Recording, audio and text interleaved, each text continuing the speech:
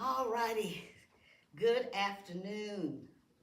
This is Dr. JP, and I have the honor of interviewing Tonya Winbush. She is running for city council, okay? And Tonya, tell us a little bit about yourself. Um, I am born and raised in Anderson. Um, I am the fourth child of Mr. and Mrs. late James Winbush. My mother's still living. We were brought up in the church.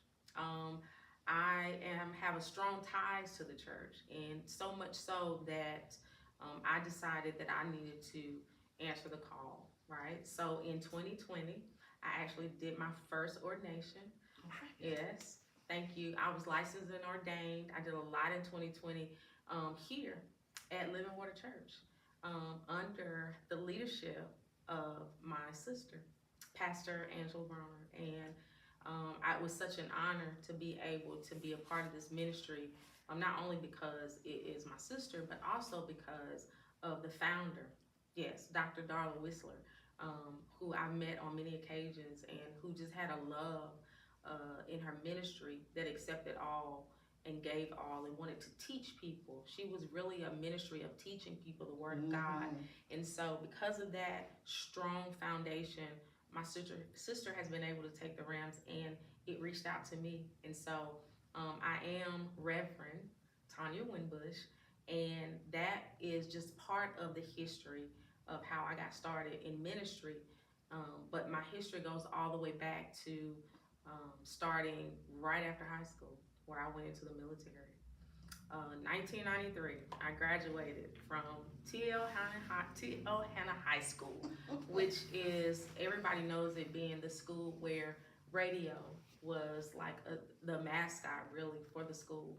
And so it was a big deal because we were the first year to graduate from the new school that they built on Highway 81. So it was a staple in my heart and in my history that put me on the path to go into the military. So Awesome. So I went into the military right after school, and that's where I learned a lot about leadership, about sacrifice, about discipline. I've learned so many lessons just being in the military that's one of the reasons that I feel like it's put me on a path to be where I am now. I am so excited to say that that's where I had my family as well. When I went into the military, that's when I got married, had my daughters, came back home, had two more children. So I have four girls. I was married for 21 years. I, of course, came back home after the military. And like I said, it put me on a path to where I can see now that everything that I did in my life has led to me in this very moment running for city council and being able to take all the leadership discipline experiences that I've had and apply it to being able to lead the people in the city of Anderson. Now, one of the things that I've noticed since I have been in Anderson is our youth. Um, you know, how do you see, your goals? Well, you are a mother, you know, you have children, I have four girls. okay? So one of the reasons why the youth is important to me, not only because I have four girls and I raised them here, but because the incident that happened with my third daughter. My third daughter at the time was at North Carolina A&T, but she had left school and came back home because of some incidences. But her and her boyfriend from high school were together, I think I want to say since 10th grade. And he went to North Carolina, I want to say Greensboro College, and she was at North Carolina A&T. And he came home one summer. He was about to be a junior there. He was on a football scholarship, and of course, them being high school sweethearts, you know the struggle with that.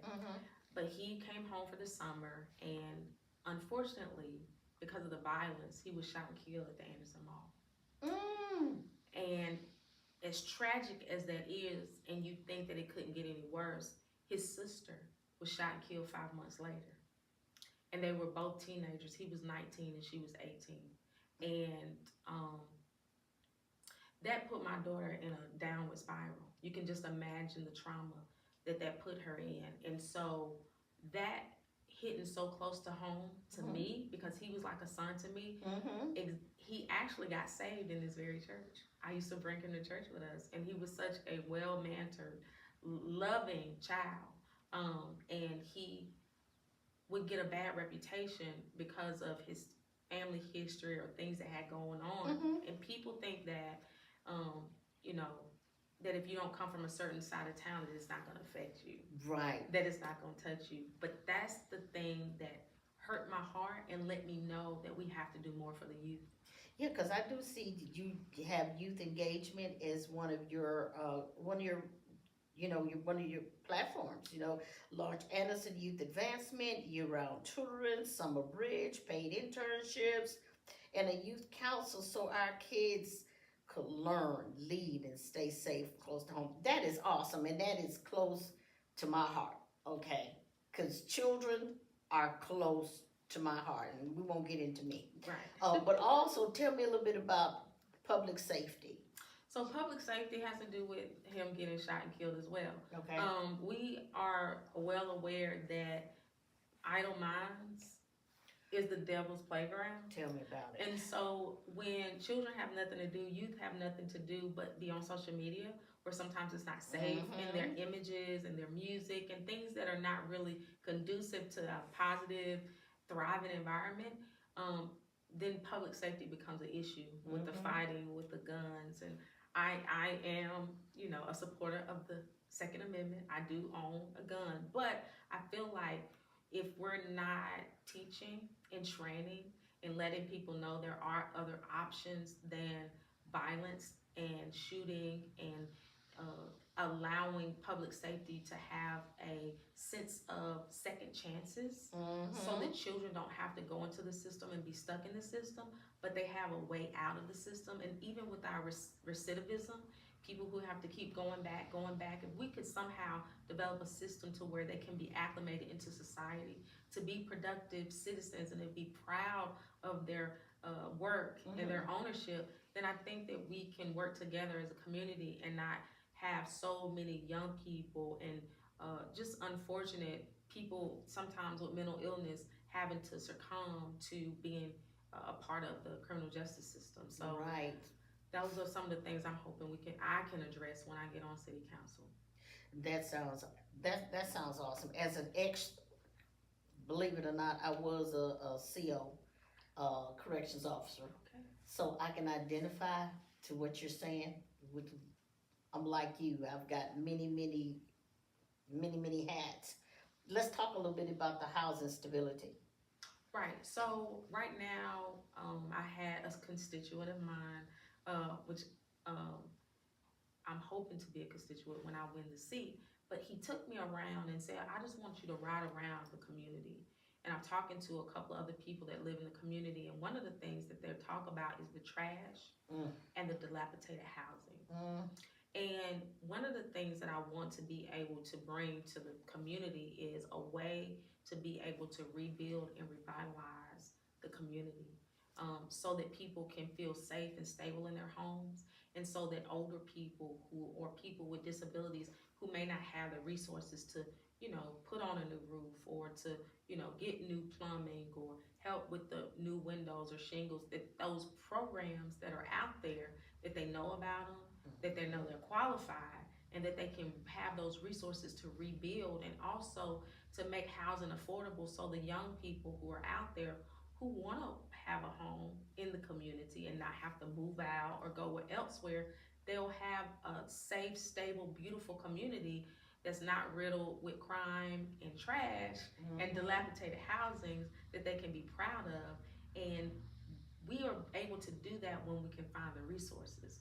So one of the things that I know that I want to tell people about is about it's called a homestead exemption. And a lot of people in the community may not be aware that once you turn 65, you get an exemption from property taxes on your home. And not only is it for people who turn 65, if you're disabled and if you've been declared legally blind, that you don't have to pay the taxes. You get a tax exemption, meaning you don't have to pay the actual rate, but you'll get a discounted rate on taxes, which may help you to stay in your home longer, or it may help you to be able to rebuild some of the things that's fallen down with the upkeep, I should say, of the home. Now, the other night, well, one of the questions that was asked to you was, how would you be able to, information seems to be an issue, in our county, in Anderson. So I know your degree is communications as well, but talk to me a little bit more, or talk to us a little bit more about how you would be able to, get more information out and, into the community. So one of the things I can say is communication is very important, and I want to talk about my degrees because someone did say to me today, congratulations on my degree, but I've had the degree for a while now. I didn't just get it, but I have 3 degrees. I have an associate's degree in public service. I have a bachelor's degree in criminal justice from Anderson University, and I have a master's degree from Liberty University in communications. And so those degrees I've had for a little while now, and I appreciate the congratulations, but I want people to be more focused on my experience than just my degrees. It all goes together, and so communication is important because if you don't know how to communicate something, then people don't know how to use the information to benefit them or to apply it to their lives so they can use it to their benefit. So information and communication is so very important. And so one of the things that I want to do is be able to have a communication hub. I think the perfect place would be at the Westside Community Center, a website or social media site that is a place where people can go to find out all the businesses in the community, what services they provide, any type of events that's going on in the community for young people to be a part of, or anything that people can know. If I need a resource, if I need to know something, if I need help, I know that I can find it at this one place. And also possibly to start a newsletter for those older people in the community that may not have any clue about social media, but they will go to their mailbox and get a newsletter and they'll read it.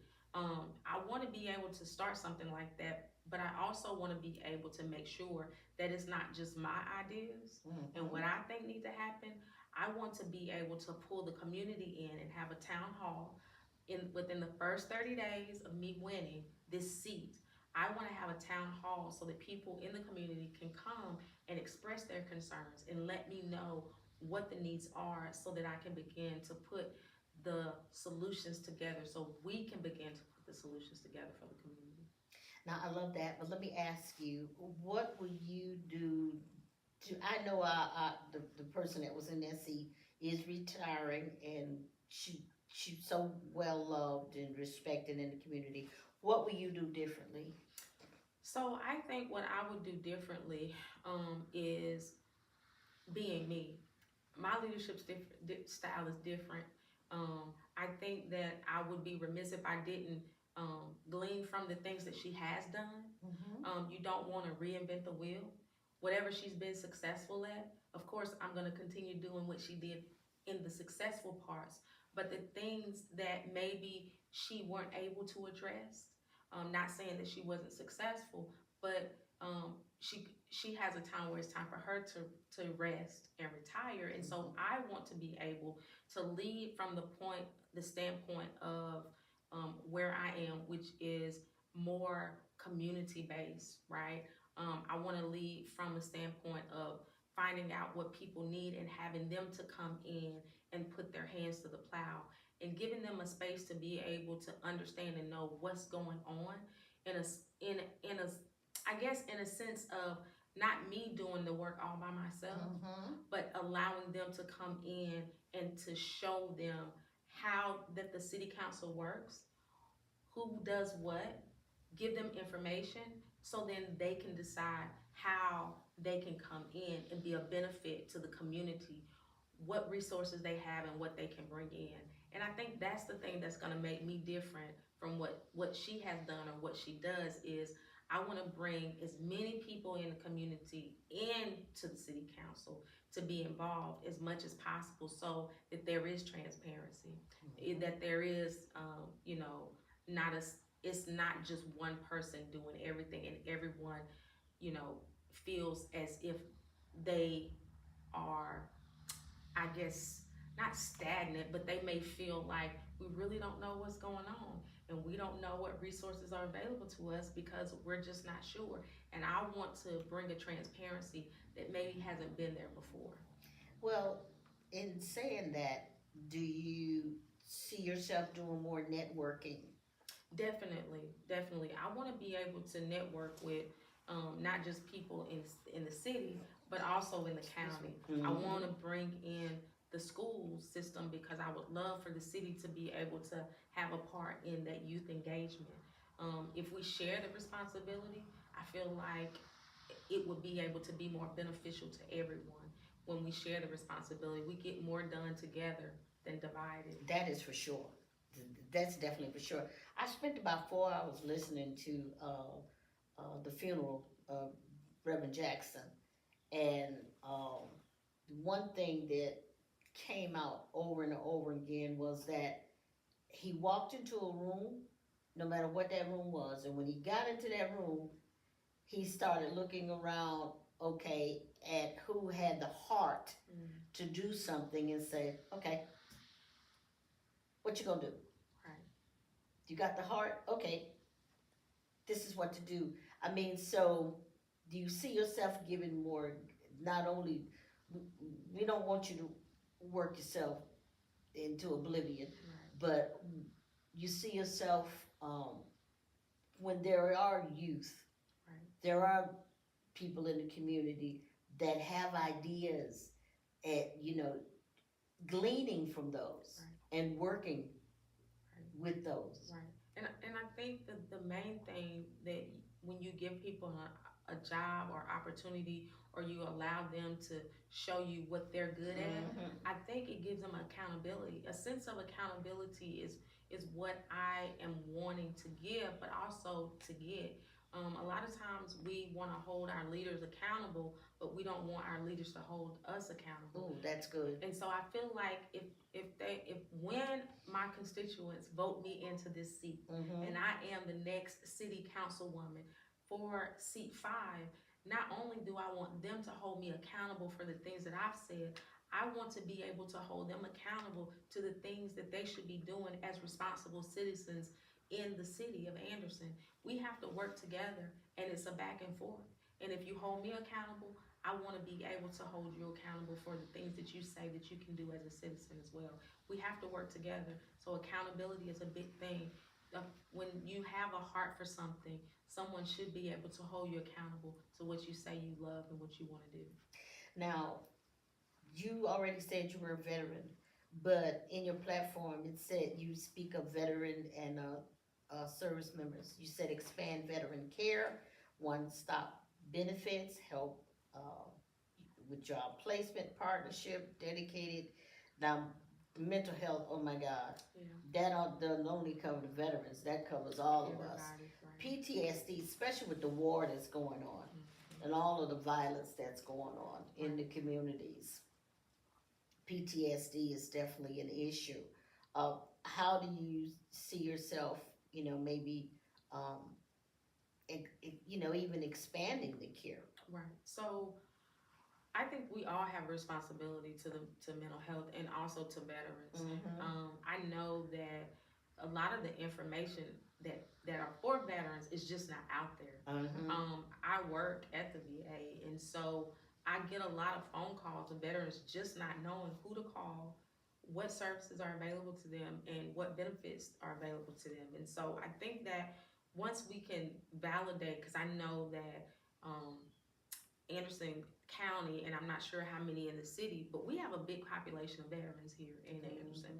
And so I believe that veterans have a discipline and an experience, to me, that if they're able to be in a place where they're thriving and working and doing what they're good at, it'll help with their mental health. Oh, definitely.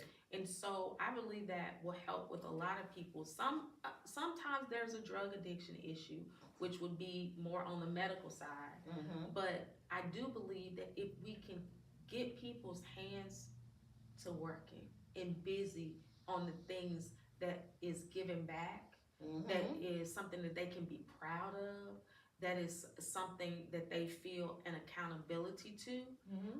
I believe that that will make a difference not only with veterans, but people that are in contact with veterans, because everybody's proud of our veterans. Nobody is not proud of anybody that served in the military.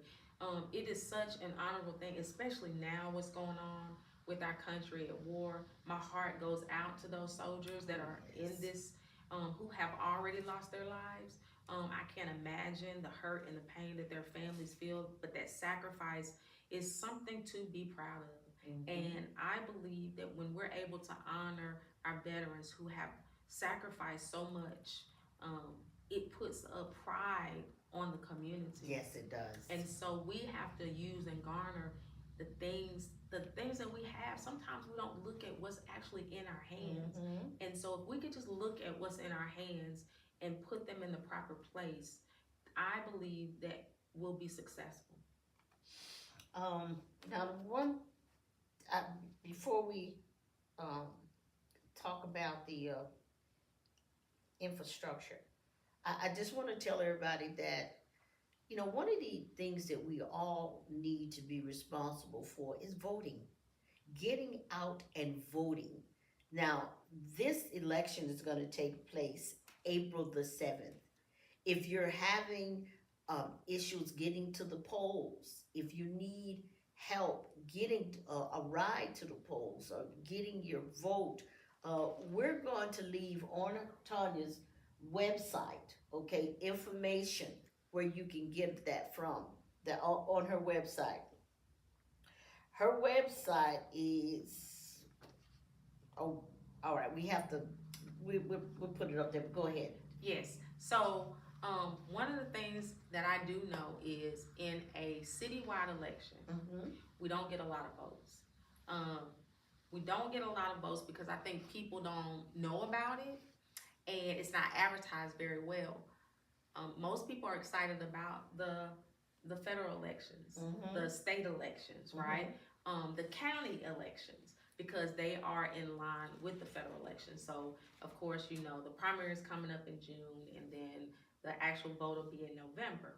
But for the city, it's not like that. Right. So the city election is coming up in about 30 days. It's going to be on April the 7th. And so if you have not already registered to vote, it's too late. I think you have to register 30 days prior to the election.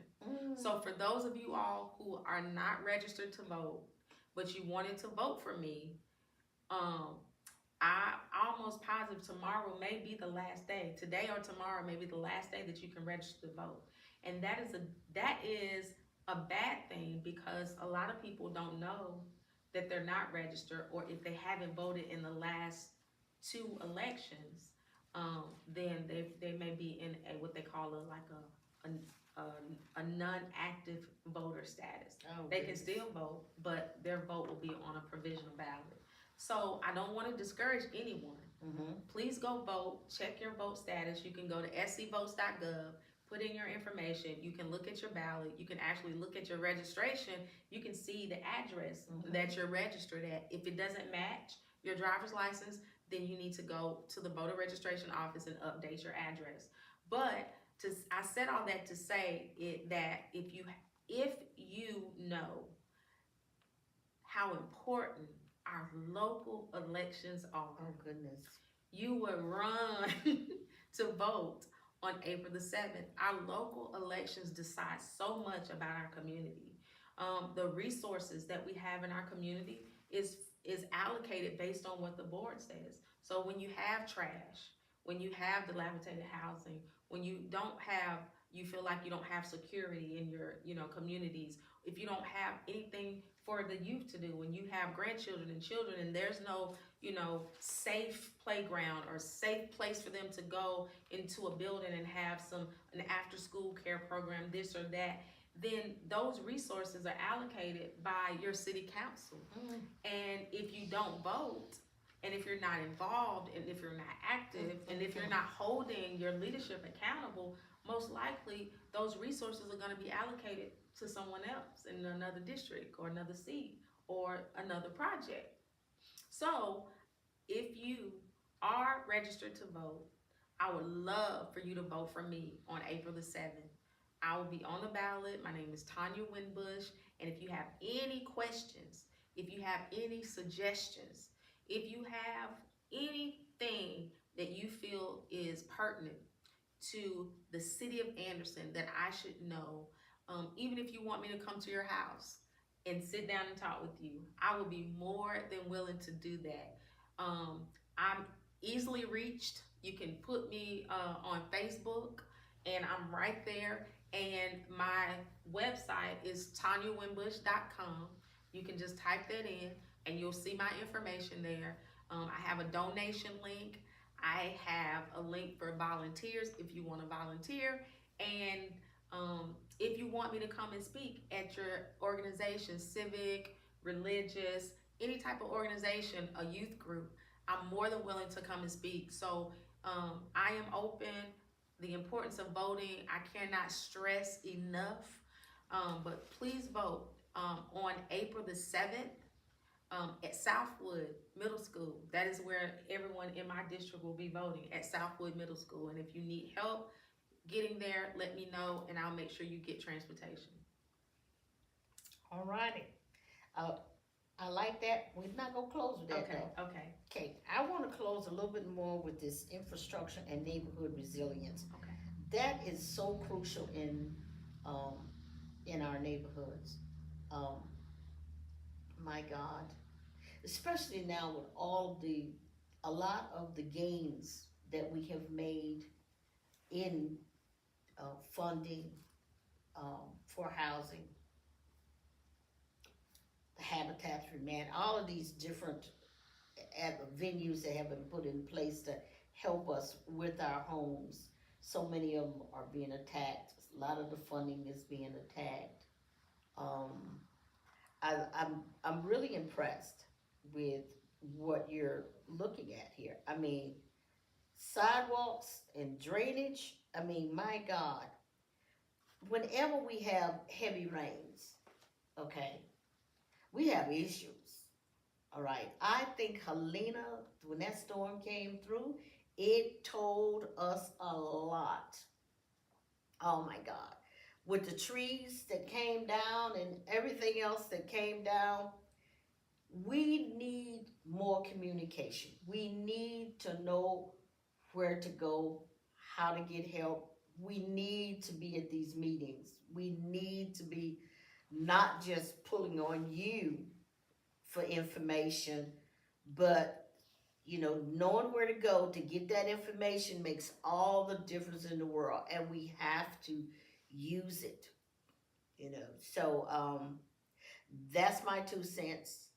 I personally live in the county, but I am excited about this election because all the years that I have lived in Anderson, I have never known when an election was.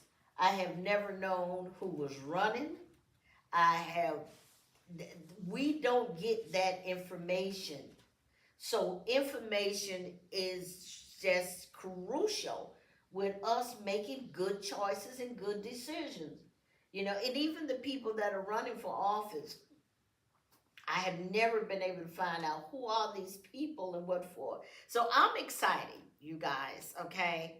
And I pray to God that you will be also, that you will follow Tonya, and that you will get to those polls. You don't know, and if you didn't know, you got a pretty good idea now how important these elections are. It starts at the bottom and it goes all the way to the top. We in America seem to think that it starts at the top and it stays at the top. No, that is not correct. Our communities are our source of strength. Our communities are our source of for our resources, for everything that matters to us in our homes, in our community as a whole. Um, you know, the malls, the infrastructure. I mean, Tonya has shared so much with us today, and I am so excited. So what I want to do is I want to ask you to share, like, communicate, and share this video, especially with everybody that you know that lives in Anderson County. Share the video. Tonya, one more thing. What district can we have a map? Can you get us a map or something Yes. to tell us what streets or what communities are actually covered by your district? I will. I'll definitely put a map up. But all the surrounding areas of Southwood Middle School, the area surrounding the West Side Community Center. Okay. The area, there's a small area on East Side, and I know the people know that it's right up adjacent to Tony Stewart, who is I want to say seat 4, but he's not running. His seat is not up until next year. So there's a small part on East Side, and then there's also a small part on North Side as well. Okay. That's where Wilson Calvary Church is and Asbury Baptist Church.